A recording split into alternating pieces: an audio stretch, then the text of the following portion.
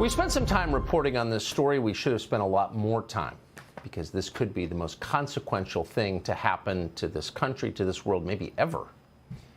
In June, the United States government is set to release a public report on everything it knows about UFOs. Lou Elizondo is the former head of the Advanced Aerospace Threat Identification Program. He's been on the show a number of times.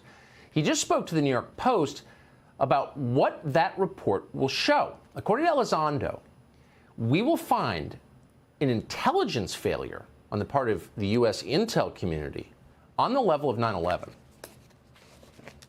The last time we had an intelligence failure of this country, a major one, which was 9/11, it took us almost 3 years to come up with the 9/11 Commission report. Okay, takes a long time.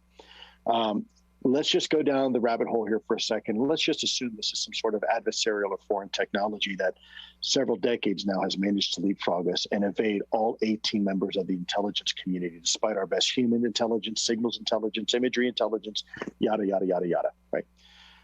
That would be an intelligence failure that would eclipse just about anything else this country has ever faced, especially if this has occurred for decades, that there's a foreign adversary that can put a nuclear warhead within moments over Washington, D.C.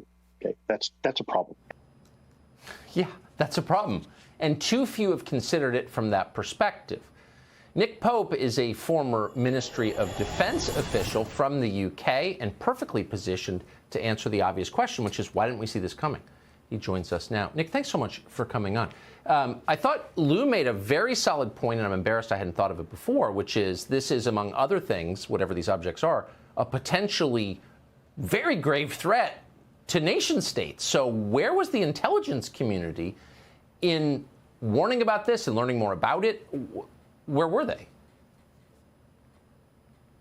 Well, that has to be answered, absolutely. I mean, we are under siege. It's like there's a war of nerves going on. And if this was drones belonging to a foreign adversary, there would be an absolute outcry. And yet, the situation we're in, that we don't know what these things are, and they might even be extraterrestrial, that's worse. So I agree with Luis Elizondo on this. This is a potential catastrophic failure of intelligence. And if it happened because skeptical bureaucrats were just saying to themselves, it can't be, therefore it isn't, then there must be a reckoning. So you say, and that is such a great point and nicely put, but you described it as a siege. Give our viewers who don't follow this topic closely a sense of the magnitude of data coming in about these encounters. Yeah, I mean, this is absolutely extraordinary. And every day it seems like new information drops, things that the public and the media weren't told. So, for example, former Director of National Intelligence John Ratcliffe just threw into the conversation the other day the fact that the satellite imagery of all this and some of the speeds being reported seem to blow the theory about foreign drones out of the water. We must be told what's going on here, and we should think of this upcoming report to Congress as an intelligence assessment of the phenomenon itself, and one that's long overdue. There are a lot of these. This is not like, you know, some drunk guy in a rural road in northern New Hampshire saw something weird. I mean, this is the U.S. military regularly, very often, recording these objects.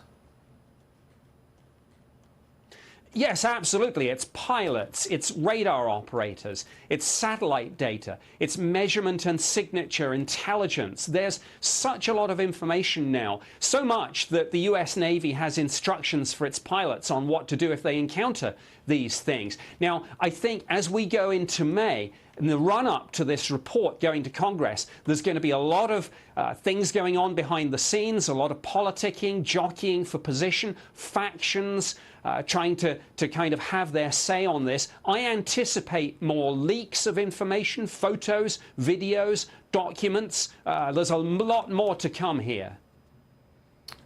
Nick Pope has been on this for so long. I appreciate your steadfast commitment to answering obvious questions. You know, what is this? Thank you. Good to see you.